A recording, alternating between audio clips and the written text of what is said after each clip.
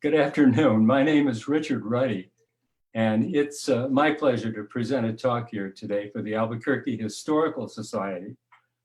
This talk is a rather unusual approach to Albuquerque history, since the emphasis is on a single intersection in the town using 40 or so historic photographs, some of them not seen very often before. I think you'll find this to be at least very interesting. The time period I'll cover starts in 1880 with the arrival of the first train to Albuquerque and extends basically to the present day. Albuquerque quite literally had two birth dates. It's important to know that. The first in 1706 at a place just east of the Rio Grande River. It was a small community built around a plaza where Spanish was about the only language and adobe was just about the only type of building material. But when the Atchison, Topeka, and Santa Fe and the Atlantic and Pacific brought the railroad into the Rio Grande Valley for the first time in 1880, an entirely different Albuquerque was established a mile and a half east of Old Town. The two communities did not become an officially united community until 1949, and until that time, they were known as Old Town Albuquerque and New Town Albuquerque. It was the New Town that grew very rapidly and has continued to grow since then. So what we really know as Albuquerque today came from New Town Albuquerque. My career was in commercial photography. I had my own company for a long time and retired in 2002. I worked for businesses of all kinds, including banks, hospitals, manufacturing companies, and the like. I shot pictures for brochures, annual reports, catalogs, things of that nature, billboards, newspaper ads, magazine ads, and so on. A very nice career. I loved it a lot. And I hope I produced some pictures that have some historic value in the future. Since I retired in 2002, I've devoted much of my time to Albuquerque history, one way or another, and have done many talks for the Albuquerque Historical Society before. So let's get started with this one. And to do that, I have to do some sharing.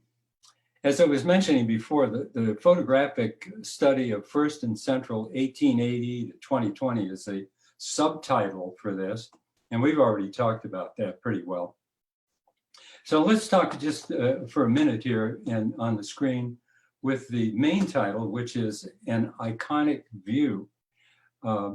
This whole business of an iconic view is simply that for a variety of different reasons, there have been common views shot of this particular intersection from the railroad tracks, looking west on Central Avenue in Albuquerque. And it's happened over and over again. It's by photographers many times during the 140 years since the railroad came. And this iconic view is something that we'll be looking at frequently. And one of these images is part of the main title screen. And let me point out a couple of things about it. Over on the left-hand side of the screen, and I assume you see the little arrow cursor, on the very left-hand side is a sign that says hotel. And that at this time in 1935 or 34, when this picture was taken, it was known as the Sturgis Hotel. That's First and Central. That's the intersection we're talking about. And this hotel is on the southwest corner of that intersection. So now go over to the right-hand side, and you'll see a building with a Coca-Cola sign and a drugstore in that building. That is called the Metropolitan Building. You're going to be seeing both of these buildings quite a bit as we go along. You'll see this actual picture again a number of times. So let's go to the next slide, which is 1956. This photograph was actually shot by another commercial photographer, a friend of mine and a fellow photographer. His name was Dick Kent. He was I guess you could say he was a generation older than I am. And his client for this particular photograph, because he did commercial work as well, could have easily been the Public Service Company of New Mexico, probably was, given all of the electric current that's being used along Central Avenue. This is the main drag through Albuquerque for those of you who are perhaps not familiar with Albuquerque and are somewhere else. This again is the iconic shot, and you can see that Metropolitan Building underneath the Public Service Company sign that's there. We'll be talking about it quite a bit more. The hotel that's on the southwest corner, you can't see quite as well. So what is there about this shot that makes it important and worth dwelling on here for a few minutes? And it is, to begin with, let's say that it's the traffic, an enormous amount of traffic on the street in downtown Albuquerque. And that actually is a serious problem in Albuquerque at the time. Part of the reason why there's so much traffic is that this is Highway 66. It also is the main street in Albuquerque at the time. The interstate didn't bypass Albuquerque yet. It would be some time before it did. And the other thing that compresses all this traffic together is the fact that there are traffic lights on every street corner from 1st Street all the way down to 8th. And so cars are stopping and going constantly, and you have that compression of traffic. But that still doesn't explain everything, does it? Why are there so many people here? Well, it might be a Friday night or a Saturday night, something like that. Maybe people have gone downtown to go to the movies, to the Sunshine Theater, the State Theater, and the Chemo Theater. All of them were downtown. And so people went downtown to the movies pretty often at that time. There weren't too many other movie theaters in Albuquerque showing first-run movies at that time. The other possibility is the Armory. The Armory was at 5th and Silver, which is just off of Central, back off to the left. And it was a big, basically an auditorium is what it came down to. It was used for all kinds of things. And one of the things the research showed was that one possibility was the fact that there was in this particular month, we know, by the way, that this particular month when this picture was shot was in April of 1956. At least we know the year is 1956, and we assume from the sign that you see, the Public Service Company of New Mexico, that it's April. And if that's the case, there's a kid gloves boxing tournament that's going on in Albuquerque. It's a statewide competition, and it's for kids. And people came from all over the state and participated in this boxing tournament. And still something in the back of my mind made me think this is not it. This is not what's causing all this traffic. And the more likely thing is, whoops, I went the wrong direction. Let's go this way, is this. On April 12th, 1956 at the Armory, Elvis Presley performed. He was he was already a big star at this time. His single Heartbreak Hotel was at #1 on the charts. And for him to be in Albuquerque was a big deal. I'm an old guy. And the Some of my friends who were teenagers at that time got to go to this this performance by Presley and Farron Young and Wanda Jackson, and I didn't. I don't feel badly about it at all, but I didn't get to go. But it was a big deal because a lot of people did go. 2 shows on that night, and so maybe that's why it was so busy in downtown Albuquerque. But there's more to it. We're going to talk more about it. One other thing that I want to mention is that, let's go back to this picture for a second. Where was Dick Kent standing when he took this picture? Is he maybe just an extraordinarily tall guy? No, I don't think so. He's not that tall, because we can see down on the cars to a certain extent. And the reason for it, the reason that he got this angle is because he was shooting from what was known as the Promenade. Let's go to the Promenade. This is a very old picture of the Promenade. This dates back to maybe as early as 1903 or something. It's very old. But the Promenade was still there in 1956. And as a matter of fact, it's still there today. And what you could do on this Promenade, this building that's here for those of you who are out of town and maybe don't know Albuquerque as well. This is the Alvarado Hotel, wonderful, wonderful old hotel. And in the distance, with the taller building that's grayed out a little bit in the background there, is the train depot itself. And the train would stop here for an hour and a half. People would get out of the train and walk around and whatever. And if they walked in the opposite direction from what this man is walking, he would get to Central Avenue and he could look down onto Central. And I can show you what that's like today. Here it is. This is an aerial view. This was shot about, I think maybe 3 years ago by a friend of mine who did this photograph for us. A couple of us were working on a talk about this building that's down here in the lower left-hand corner. And let me just mention to you, in the lower part of this roof over here where I'm pushing the cursor right now, I'm going to show you a picture which I think was shot from there. And I'll show it to you here in just a little bit. So I just want you to remember this building. But the building that's over here now is not the Alvarado Hotel that you might have suspected it was. The Alvarado is gone. It's been torn down. This is now the transportation center for Albuquerque.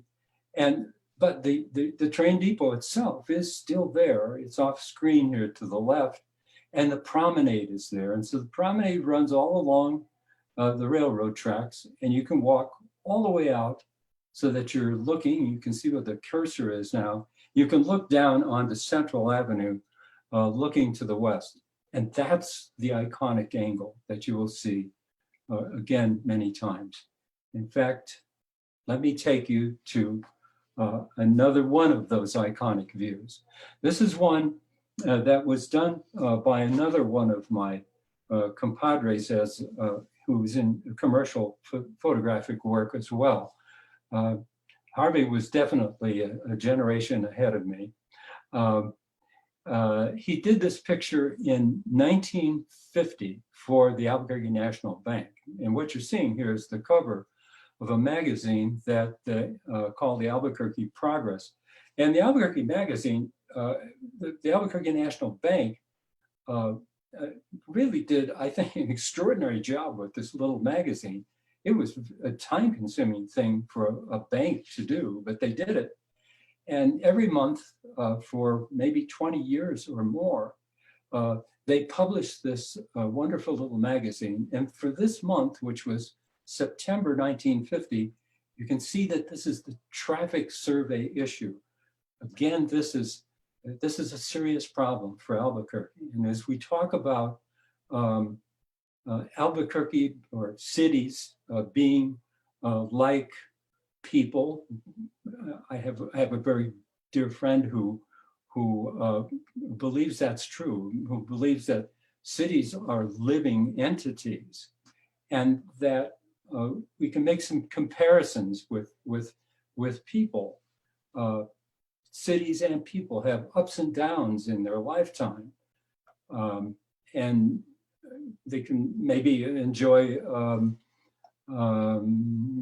periods of time of prosperity or something, but there may be other times when there are serious problems, serious medical kinds of problems for people, and a similar kind of medical, it's certainly not a medical problem, but it's something akin to a medical problem, is this traffic in Albuquerque. This is kind of like a cancer in Albuquerque. By the 1950s, Albuquerque's population has grown beyond optimum size, in a sense, by this time. And that's why we have this traffic problem. And they were trying to deal with it at the time, both the city, the state, and even the federal government, because remember, this is US Highway 66. And so we're going to talk more about that in just a little bit, but it's about time we go back to the beginning, to 1880, right? Let me have a drink of water. 1950, when you look at, if we're going from 1880 to 2020, that's 140 years. So 1950 puts you exactly in the middle. So let's go back 70 years and see what somebody who took a picture at that time, what they saw 70 years before this, from the same spot, basically. And here it is. And this is, I think an interesting photograph. You can see a number of buildings that are in the process of being under construction. We're going to talk about 4 of them. First of all, I'll mention this one, which is to the left of center, which is the Madden's building. The Maddens were brothers who owned this building, and this building is a hotel. It's called the Madden's House, and it was relatively small here, but you will see it when it's larger very soon. So we'll come back to that. I'm not going to stay with it. That's that hotel that was on the southwest corner of First and Central. So what we see going across the front of these buildings is First Street today, commonly referred to as Front Street at the time.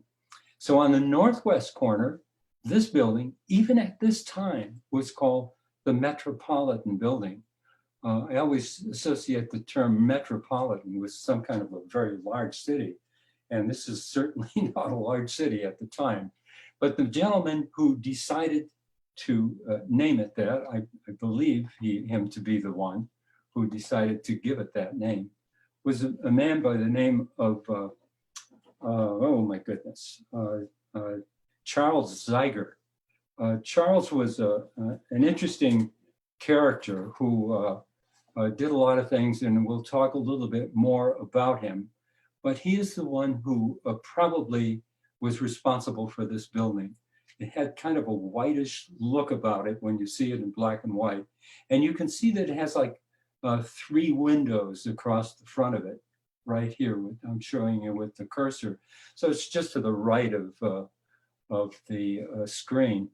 And you can see material to the side of that building that's just sitting there. It's a little hard to tell what it is, but it's probably building materials that are just accumulating on the street. That would be a place where this building would be expanded right where that material is located. It would be a 2-story building, and it's on top of that 2-story building that you saw the Public Service Company of New Mexico sign in 1956. We'll talk more about this as we go along, quite a bit more. Now, there's 2 other buildings here worth talking about. one called the Stover Building. You can almost read it here on the left side. And then if you get to the right side of the building, you're looking to the Putney Building. This is sticking out. These two buildings were thought to be the very first buildings in Newtown, Albuquerque. They were built right next to the railroad tracks. And the owners of the two buildings, the businesses, both claim to be the first one. The fact is they were probably pretty darn close to each other. So I want to, first of all, concentrate on the one on the right here just a little bit and show you what it looked like from the front. L.B. Putney, this was a man who started his business in Lawrence, Kansas. And coming to Albuquerque at this time, virtually everybody was from Kansas. Now, keep in mind, this is the Atchison, Topeka, and Santa Fe Railroad. And so the railroad is bringing people here from Kansas in big numbers to Albuquerque. And Putney, of course, was in the wholesale grocery business.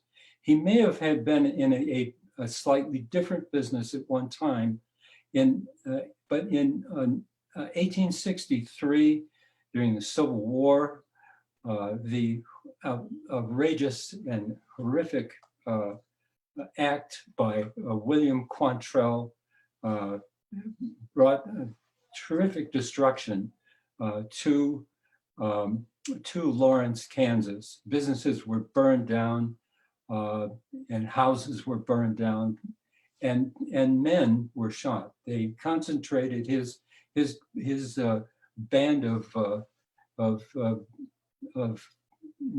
worthless characters killed somewhere between 170 and 190 people or men, even young boys who were old enough to carry a rifle were killed. So Putney lost his business, but reestablished it and came to Albuquerque eventually. What he did was to provide the groceries that were needed, the food that was needed to feed the people of the railroad tracks who were laying the tracks, the section gangs and those kinds of people. And so he initially built this building, not one like it, but actually this building was built in Trinidad, Colorado initially. And when the railroad actually moved past it, they disassembled the whole building. They put it on wagons, and they carted it by mule-drawn wagons down to Las Vegas, New Mexico, where they re-erected it again. And when they no longer needed the building there anymore, they brought it here to Albuquerque, and this was its final resting place. Putney was a good man and did a lot of good for Albuquerque, and so did his son. And you're going to meet him eventually here as well. I want to show you this next view. Well, let me just take you back to this view for a second, and you can see how very often with photography, buildings and people and whatever you're photographing, things can tend to get compressed together a lot. And so here's Putney's building, and it looks like it's just right, almost at arm's length across the street to the Metropolitan Building. But that really isn't the case. When you look at it from the north, this is what it looked like. And so you can see there's the Putney Building right next to the railroad tracks, and then there's a big empty lot with a water derrick, I think is what this is, that's on the property, being used for the railroad and providing water for the steam engines and so on. But this big empty lot would eventually become what we know, what I knew because I'm an old guy, know as the YMCA, and you'll learn more about that as we go along. But however, for now, directly across the street from Putney, this is Central Avenue where we're looking, and directly across the street from him is the other building with Stover and Company, and here's the Stover and Company building. And you're saying, aha, no, it's not. It's Gross Blackwell and Company. Well, here's the story. Elias Stover came to Albuquerque probably about 1877 or so, something like that, well before the railroad. And he operated his business in Old Town, Albuquerque, and probably recognized that that Albuquerque was going to become an important community, important, whether he would have thought of it as a city or not, but he knew it was going to be an important place to live as if the railroad came through here. And certainly it did. And so he established the same kind of business that Putney did. He's in the wholesale grocery business. But I can tell you that Stover did not stay in this business. And you can imagine he was here by 1880, but he sells out his business in 1881 to Mr. Gross. And he's, let's see, I don't have a sales price on it, but it doesn't matter. He sells the business. And if it's such a good business, why did he sell it? Well, because Stover got together with two other men from Albuquerque who had been here, Franz Huning and William Hazeldine, and the three of them formed what was called the New Mexico Town Company. And they bought up land for the railroad companies, which included not just what they needed along the railroad tracks and in the railroad yards that were near here as well. They bought up land to the west of the railroad tracks, what we know today as downtown Albuquerque. And they paid very little for it. And they platted out the land and sold it off for a handsome price. And they split the money with the railroad, and the three of them then got to split the other half of it, which was plenty of money for them. They both became, all three of them became very wealthy. And in addition to that, Elias Stover became the first president of the University of New Mexico in 1889. Whether that was the year he became the president, I'm not sure. Probably is, because that's the year that the president that it was found. Now, getting away from this small confined space in and around the first and Central, I want to take you to a higher angle view. I've used this in other talks, and so some of you may be familiar with it. It's a very wide angle shot. This shows all of Newtown, Albuquerque in about May of 1881. And so we want to talk about this for just a few minutes. First of all, this wasn't one shot. It was two shots. A good friend of mine, Paul Mitchler, came over and we sat down at the computer. This must have been, oh gosh, in 2003 or something like that. It's been quite a while. We put together a couple of shots that were taken from one of those water derricks where you could get up high on an angle and look down on the town. And so you could see a number of things here that are worth seeing. Stover and Company, now you can see on the very far right, that's the building that he had, except now we're looking at the south end of the building. Because before we were looking at the north end. Notice that there are quite a few other buildings under construction. This is only maybe a year and maybe a month or so after the coming of the railroad. If we go along here, now remember, this is the old Stover building, And this is central. So if you go along here, see that little whitish building that's here, that's the Metropolitan Building, and that would expand and become larger. And across the street from it is the Madden House. And now it's no longer a single-story building. It's now under construction as a two-story building. And you can see that the depth of it along Central Avenue is quite a bit more than it is along First Street. So you can see it here. It was a reasonable size hotel. There was another hotel that was probably bigger than it. And this is that one that's way back over here on the left. It's a three-story building. That was a third and Central. And that was the Armijo House, which was another a very important early hotel in Albuquerque. This is only after the first year after the railroad came. But remember the Armijo House. We're going to talk about it again in relationship with the Madden House in just a few moments. Let's go just a little closer on this if we can, and we can see what's going on here a little better. We can see that these businesses along First Street are all pretty much under construction. There's not a lot going on, or seemingly not a lot. There was actually quite a bit going on.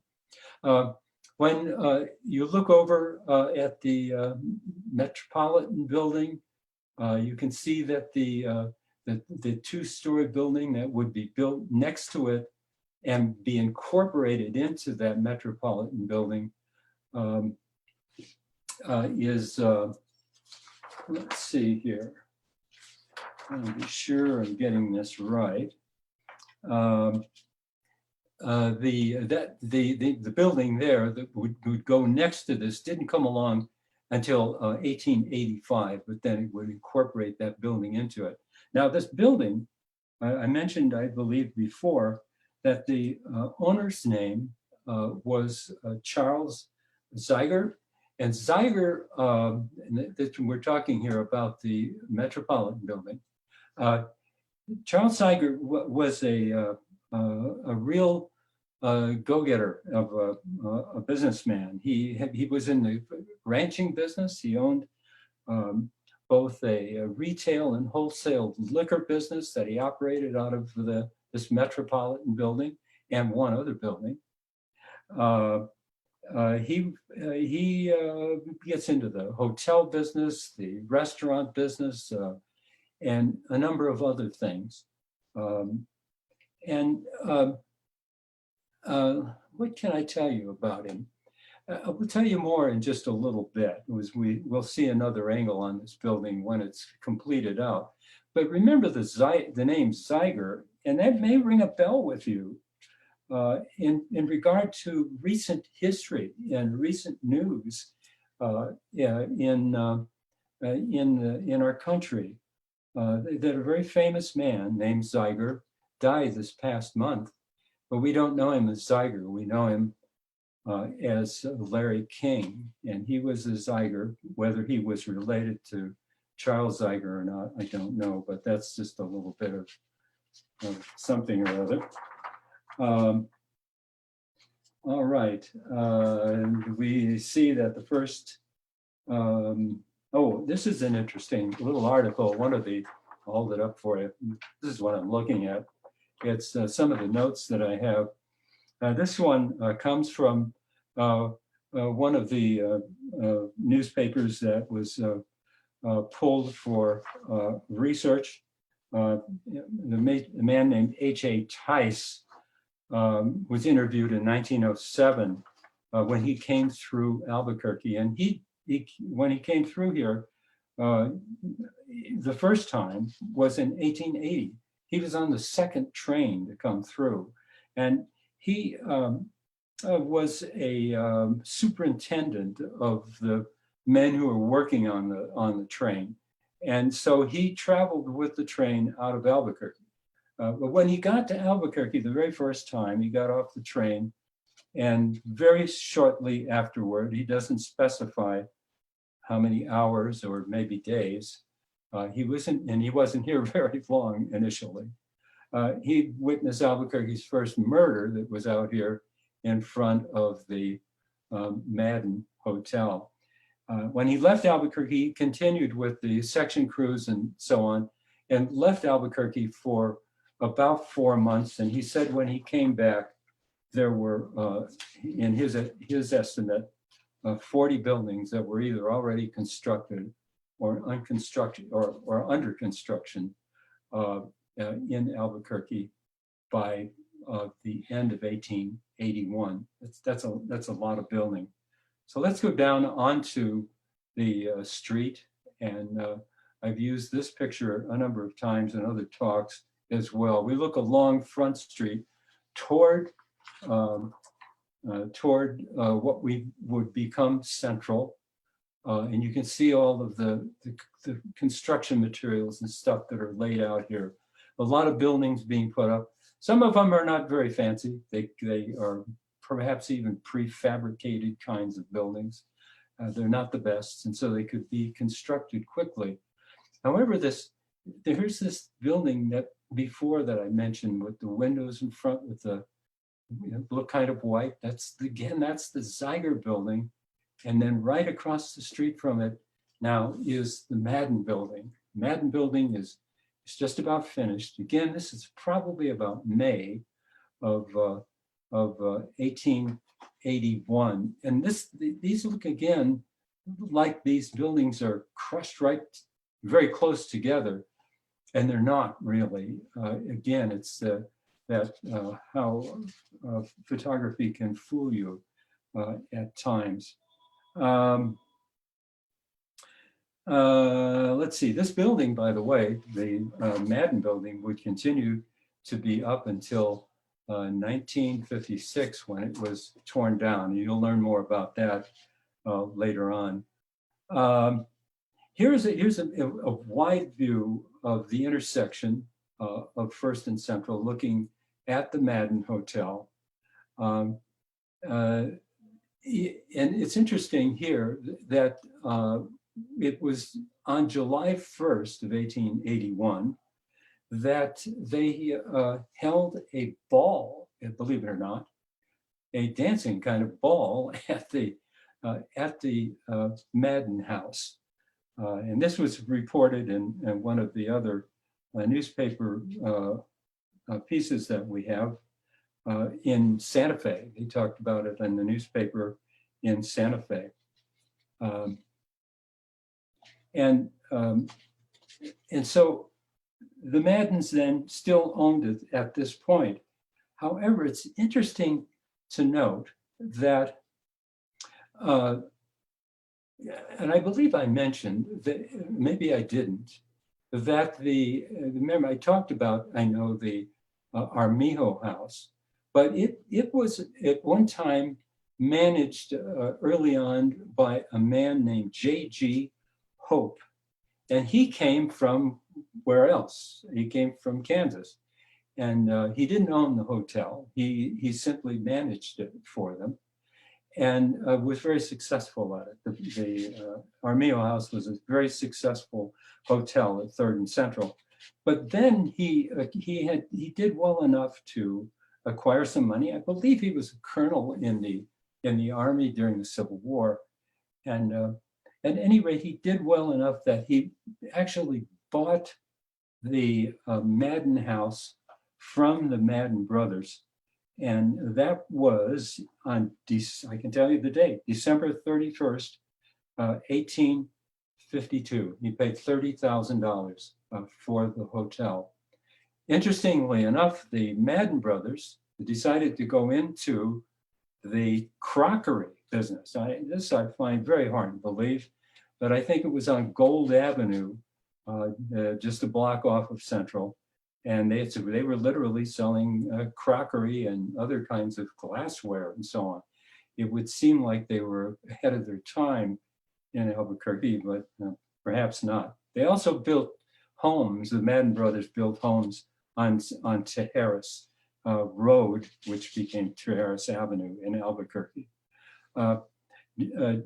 J.G. Hope continued to own the hotel until 1956. Unfortunately, he had some gastroenterology kinds of problems that were extraordinarily serious, and he died in 1956 in August of that year.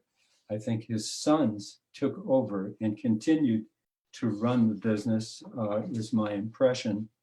And then by 1890, the hotel, which by that time was called the European Hotel, was bought by a prominent family that's still prominent here in Albuquerque today, the Luthi family. And they continued to own the European Hotel, which soon would be changed, the name would be changed again to the Sturgis Hotel for a man who was running that hotel for many years. And if, in fact, the Sturgis Hotel is what it would be called until the day it was actually torn down. So the Hope brothers have sold out to the Luthi family, and that's I think pretty much where we're gonna leave the European Hotel for right now. And I'm just going to go back to this shot again for a second, just to refresh your mind on what it looked like 10 years before. Already it had changed quite a bit. Now let's jump forward. Actually, we're jumping forward by about, from day one, we're going to jump forward to about 1895. That's roughly when this happened, when this picture was taken. You can see the European Hotel over here. The building that's next to it in 1892 was completed, and the top two floors of that building would then be used by the European Hotel. Let's see, let me get rid of this. It was used by the European Hotel for rooms. So the European Hotel, while it looks somewhat small here, actually had quite a few rooms next door. So that's 1892 when that was finished. And so down the street, we can see a building with a peak on it. And that building was the Grant Opera House, or the Grant Meeting House. And when you consider that building, I believe was burned down in 1897, maybe 1898. You can tell that this is probably this building, a pretty minor point here, I suppose, but it is this was about 1895 when this picture was taken. Now you can already see that the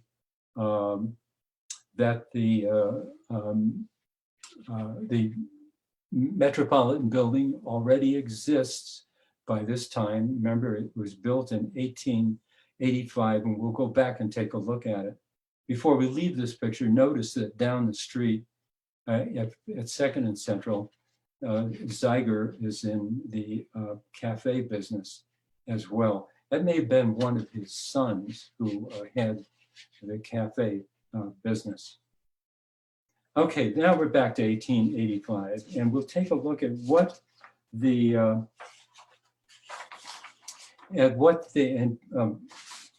this is what the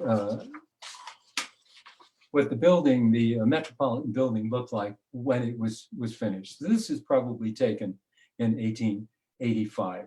The picture was done by W. Cal Brown, and his pictures were always really quite good. And now you can see that that original building, we're pretty sure that original Metropolitan Building with the 3 windows across the front of it that look kind of whitish, that's what the building is that's right next to it. And you can see that the Metropolitan Building then has a long Central Avenue. It doesn't go very far down Central Avenue.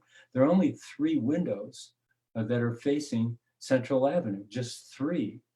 And you can notice also that this is a restaurant at the time, and it would become before too much longer. It seemed to become a saloon very often, and it was a hotel on the top floor. So now we're looking at about 1900, perhaps, something like this. Zeiger still owns it. But now look at how many windows there are along First Street. 7 windows there. So this building then was enlarged again and encompassed that original Metropolitan Building that Zeiger had up at the time. And by the way, Zeiger sold this building in 1892 to a man who was a rancher, William Fraser. He was a sheep rancher, and he paid Zeiger for this building $42,000. Seems like a lot of money at that time. Zeiger stayed around until about 1899, left and went to El Paso. He was an interesting guy. He was also a guy who tended to have, it seemed like, from the articles that we read about him, seemed to be a man who had some problems with anger management. In El Paso, an Hispanic man came to his restaurant that was in his hotel there and wanted to sell him vegetables. And Zeiger was in a terrible mood and everything, and chased the man out of his restaurant and went out into the street and stabbed the man's horse with a knife. So anger management, I think, was definitely a problem with him. He ended up going bankrupt eventually, and he ended up in about 1915 or so, give or take a year or so, ended up committing suicide. Never came back to Albuquerque. Now we're going to bounce forward to the year 1908. Here's the Metropolitan Hotel. Again, it's still a hotel up on the top. On the lower bottom area is no longer a restaurant or a bar or a saloon. It is now a place that sells things to tourists. Curios is what it basically was.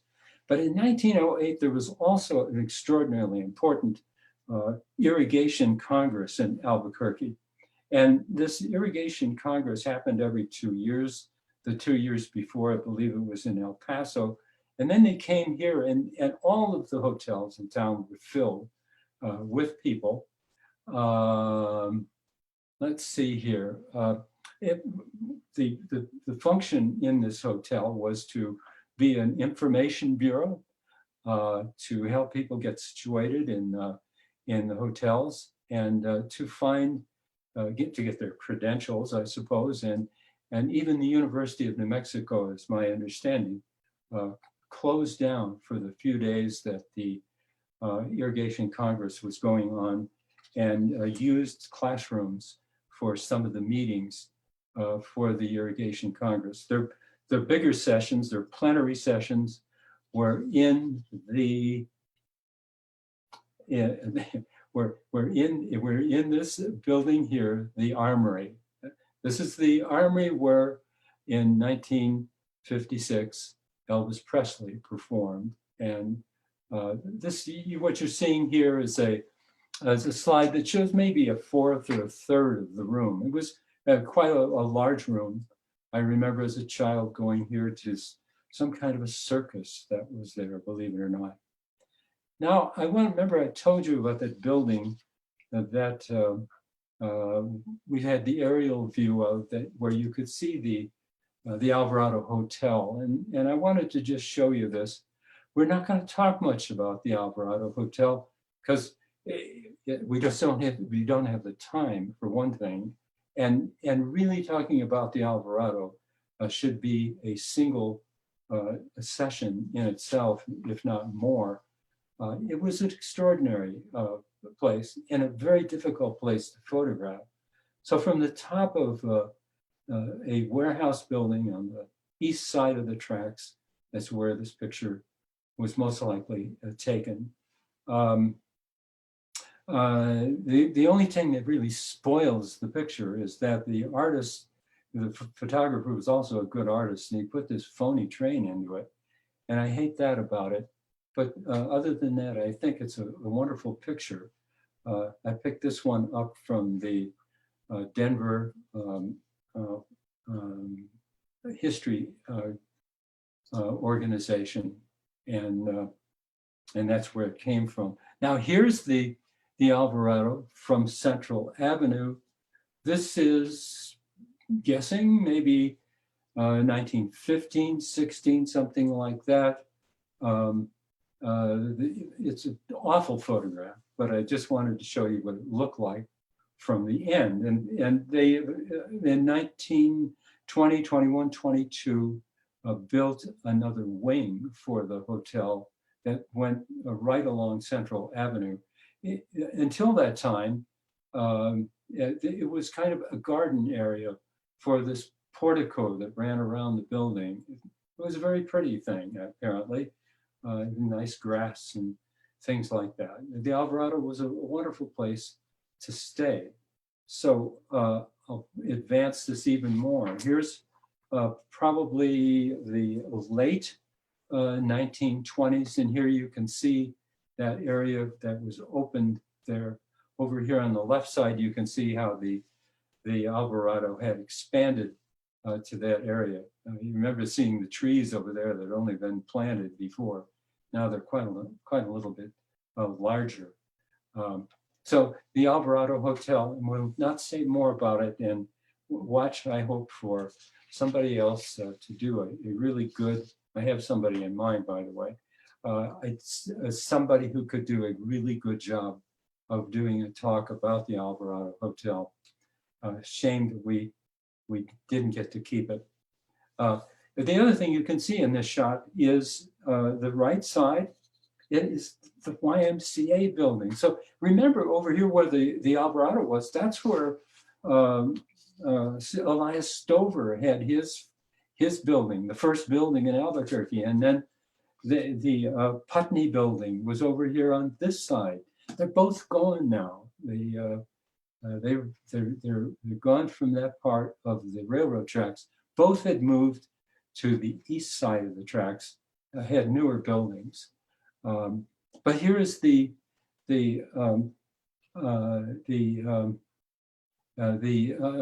YMCA building, and the guy who was really the man who was behind this. This was a big deal for Albuquerque at the time.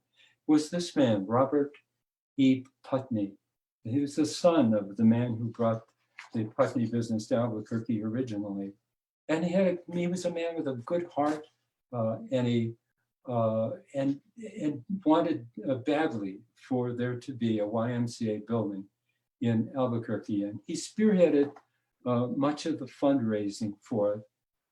Remained kind of in the background. He wasn't a real high profile kind of guy, but a good guy. And the total cost of the building when it was finished was $75,000. And this would have been maybe about 1916. The groundbreaking or the laying of the cornerstone for it was in 1914. Robert Putney, when they were getting close to having enough money for it, but not quite enough, he put up the rest of it. It was quite a place. It had 65 rooms. It was mostly for young people who worked on the railroad, young men who worked on the railroad, and they stayed there mostly. It was 3,200 square feet, so it's a big building. It had a swimming pool. I remember a friend of mine who went swimming regularly at the YMCA. It had a bowling alley, a gym, and it was really quite a significant building. And here it is when it was completely finished. It was, you'll see a picture of it in a bit. It would be torn down in 1975, and it wasn't long before that I was working on a film, and part of the film was shot in one of the hallways in a room in this building. By that time, it was empty, as I recall. Here's Albuquerque just bouncing back a little bit.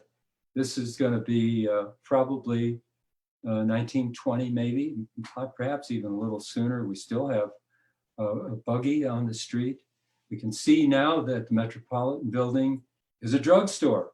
It is Butts drugstore. And Butts was a big drugstore in Albuquerque. It was here for quite a while.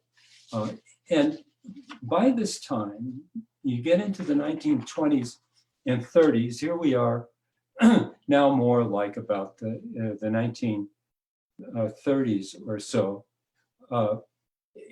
You're looking at Albuquerque has grown to what I think of as optimum size.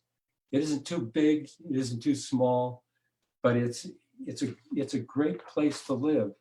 You have a strong central business district. As I recall, I could be wrong about this, but my memory serves me correctly. Sears, Montgomery Wards are here in town by this time. There are automobile dealers. Pretty much anything that you'd ever want to buy in Albuquerque was here in Albuquerque. Again, this is our iconic view of for what it looked like in about 1930. It not only had a strong central business district, it had an excellent public school system, a university, good public transportation, adequate health care, and so on. It was thriving and it was doing just fine. Here is our original picture from the main title of our presentation today. We just repeat it again for just a minute. This is 1934, 35. You can see it's still a drugstore at that time. And by the time you get into the 1940s, things are starting to look a little shabby at times. You can see that there's no longer a hotel in the top floor of the Metropolitan Building. It is still for the time. It is still a drugstore, but the building is more or less in poor repair by comparison with the way it had been. Here's another angle of looking at the Metropolitan Building and seeing that the plaster on the side is peeling off, and it's no longer Butts drugs, but it's Capman drugs. And you can see in the distance the YMCA building. And if you're really good at looking, maybe not. I was going to say, yeah, I think you can see the building that actually would, well, never mind. I don't know what that building is. At any rate, you can see the underpass and overpass at the railroad and so on. Now I want to take you to the year 1956, back to 1956 again. And this is a picture that was done, a series of pictures in this whole collection done by Walter Hausman, a good friend of mine, who was quite a bit older than me, but we had a good friendship nonetheless. And Walter was very conscientious about what was going on in the city. And he knew that urban renewal was coming and that the buildings like the Sturgis Hotel and the Metropolitan Hotel were probably not going to last long. The Sturgis Hotel, by the way, by 1947 or so, was, our research showed, was actually condemned by the city. And the family that owned it had stepped up and said, we will fix whatever needs to be fixed. And they did. And they got it, and they made it last almost another 10 years until 1956, when it and a lot of other buildings in Albuquerque under urban renewal were torn down. So here's 1956, and the next one you'll see, Walter shot this one probably maybe even later in 1956, maybe 1957. And if you look on the far right, you can see that the Sturgis Hotel is now gone. I remember him telling me when about doing these shots that he always went down there on Sunday morning to shoot. So that's probably when most of these shots were done. He shot them over a number of years. There were probably about 100 photographs that he did that show the buildings before they're torn down. Here we are along First Street, just to the south of our intersection at First and Central. This one is actually probably in the 200 block. You can see what it looks like. It's now looking pretty bad. Here he did a shot looking to the north. And I can tell you in this shot, discount the First National Bank building, the Hilton Hotel, and the Sunshine Building. Those three buildings would remain. Everything else that you see here would be torn down, everything, including the Alvarado Hotel. In time, all would be torn down. It was a tragic thing to see. I wish I had been, well, I wasn't around much at that time. My business actually started in 1972, so I was around for part of this, but I didn't get involved with shooting anything before the buildings were torn down. Here's one of the headlines in the newspaper talking about the razing of buildings. Here it is now. This is out of the newspaper. This is July 8th, 1971. It's a Liberty Jewelry and Loan Company, meaning it's a hawk shop of some kind, probably. That's in the Metropolitan Building. It would be torn down, I think, not long after that. Here's the YMCA building, 1974, October 3rd. And then when I was in business, I was hired in 1975 to attend a press conference and to do some shots. I guess frankly, I don't remember who hired me to do this, but I was here shooting pictures that day. We're standing here now at First and Central. Everything has been torn down, and that I mentioned by this time. And they're showing how the street configuration had changed. I think something went wrong with this picture during its scanning, so it's a little soft. You can see how it changed. These are three of the men who were involved with I have to be careful about what I say. They were involved with urban renewal, I'm pretty sure, and they were certainly involved with the reestablishment of the way First and Central looked. Herb Denish is the man on the left. Mayor Kinney, of course, is in the middle. And some of you can help me.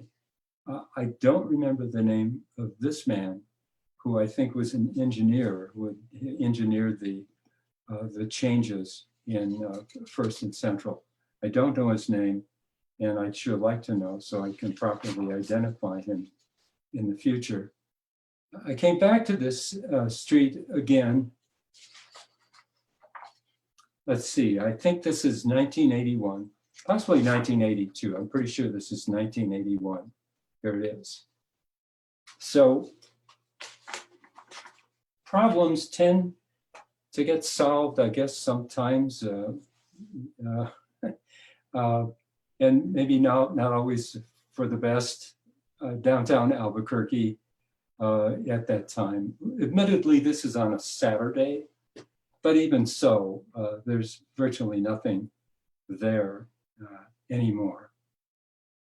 Now, let me tell you, as an ending to this presentation, how I came to live in Albuquerque. And it has to do with this little a photo album that I located during the past year. And I had a brother who was a wonderful guy, but his health was terrible. We lived in Chicago. My mother was a single parent. There were 4 children. And my brother's health was horrific. Even he worked at a part-time job in downtown Chicago after being in school and during the day. And he collapsed on the street once, and the doctor told my mother his bronchial problems have got to be corrected, and the best way to do it is for him to move to Arizona. So after he graduated from high school, he went to Arizona. I think my uncles came up with the money for him to do this. And he worked on a dude ranch of some kind for the summer. And so he paid his way along while he was there. I mean, he didn't do any heavy labor, I don't think, because he was pretty thin and not terribly healthy. But he regained his health a great deal and came back to Chicago. And my mother said, well, that's it. We've got to move to Arizona. So she got on a train with my brother and said, we're going to need to find work when we get back there. And let's head on the train. And so my mother had never been probably outside the city limits of Chicago. And she came and got to Albuquerque, and just the way it always has been, and so I think still is, when the train stops here, it's here for an hour and a half for whatever reason. And they got off the train and they walked to Central Avenue on the Promenade, and my brother took this picture. Whoops, it's not him. This is my brother. But when they walked on the Promenade, he took this picture. Not a great picture, maybe. This is 1949. He and my mother must have conferred about this and said, we're going to need to work. We got to find work somewhere. This is a thriving community. This looks like a wonderful place. And so they cashed their tickets in, or at least put a delay on them, and went to the Chamber of Commerce on 4th Street. This is what the Chamber of Commerce looked like in those days. My mother talked to the manager of the hotel, who happened to be out working the front desk that day, and was saying that they wanted a good, healthy place for my brother, but they needed jobs too. And he said, well, my goodness, he was impressed with my mother and said, could you be the office manager here at the Chamber of Commerce? And she said, well, of course. And so she was in town for just a matter of a few hours, and we ended up moving here. It was just an incredible thing. My brother easily found work when he was here because he was a pretty smart guy. So I want to show you 2 things. This is 1949 also. This must have been taken about the same time my brother shot his picture. He just had a little Brownie camera that wasn't terribly good. This one was shot with a much better camera. And my whole thought here in showing you this is that black and white photography does a lot of good for us. I mean, it does a wonderful job. When they are historic photographs, they speak to us most of the time without lying. They certainly can lie. You can lie with a photograph just by the way you crop it. But photographs can be very important and very powerful historic documents. But one of the things that it is often lacking, and one of the things that I saw with my eyes the first time when we came here and got off the train and looked, is the same view in color. Now, here's the same photograph. It's this next picture you'll see is highly colorized. It's highly touched up. But this is kind of what was in my head when I saw it the first time. It was colorful, live, and so on. we walked, 5 of us walked down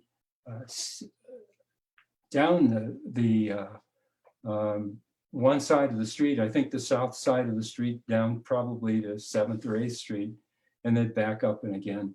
And I had thought I died and went to heaven. It was absolutely a wonderful, wonderful place. Over the years, I had reason to shoot the pictures here many times later on from that iconic point of view. Here's one that I did in 2006, I believe, was for a book that somebody needed. I was already out of business, but I jumped at the chance to go and shoot it.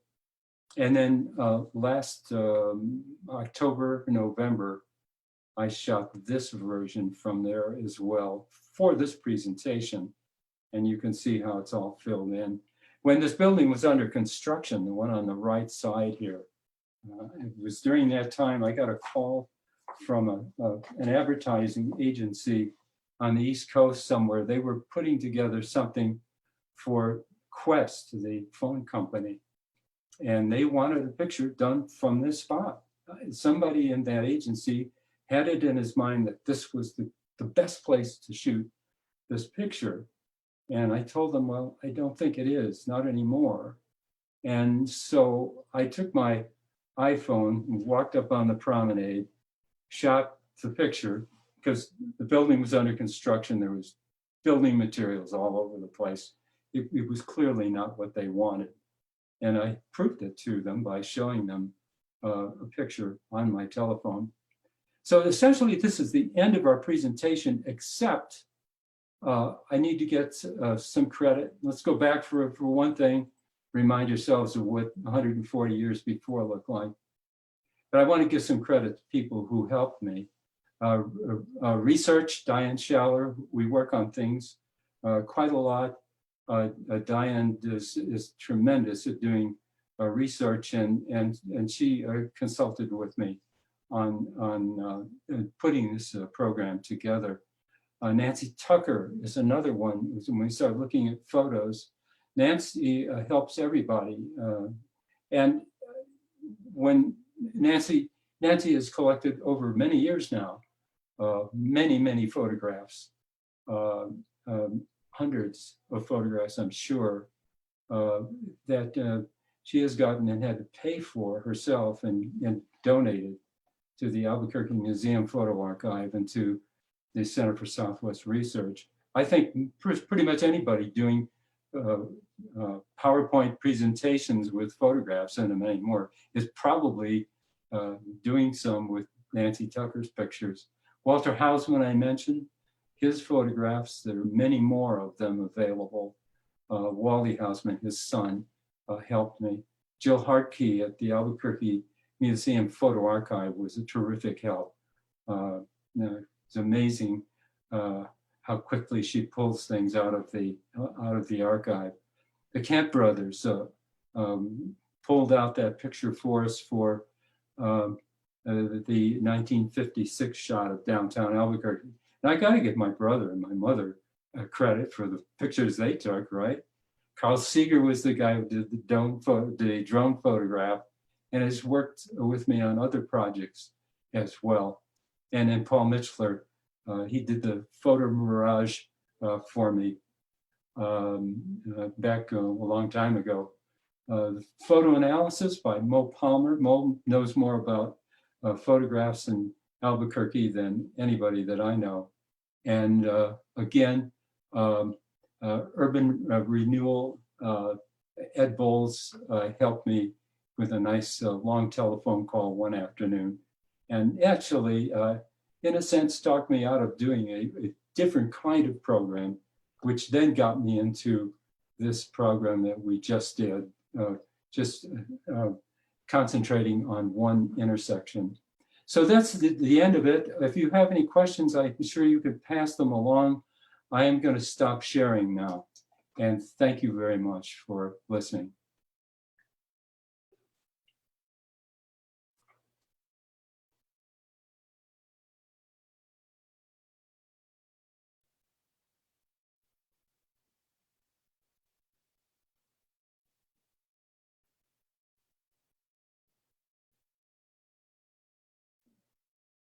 Okay, let's see. We had a couple of comments that came up.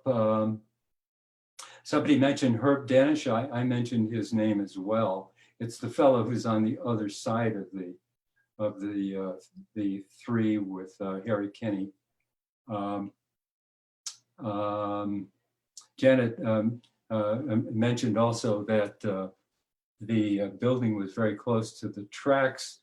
I imagine, you know what that is, Janet, I'm sure. The track that we saw was not a mainline track. It was a, what did they call it, a spur that ran to take whatever materials are being brought into warehouses along the tracks. They have to be very close to the buildings to offload them. And I'm sure that's what that is all about. Apparently, there were no other questions. So I think at this point, Dan, I think we have a wrap. Oh, no, not yet. Alan Mingay, Albuquerque Historical Society, said truly excellent presentation, and I dearly appreciate that. Sitting here in a cave, sort of, not really knowing what audience there may be out there. It's nice to hear back from people. So thank you very much for commenting.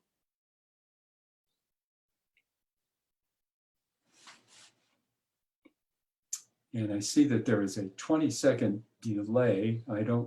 Part of my answer may have been excluded, whatever it was. Thank you very much for any compliments on the program. I appreciate it. You don't get any feedback otherwise.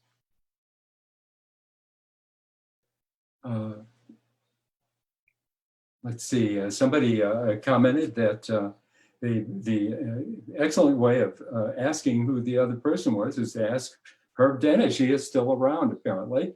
I did not really know Herb Danish. At one time, I did an architectural interior of his redone kitchen. I did do that, so I could make him a print, and I'll trade him information about who the gentleman was for a print of his kitchen. Let's see if we have anything else that comes up. I hope I'm not missing anything. Thank you, Richard. Thank you very much. I appreciate it, Janet. Janice, it's my pleasure to be here.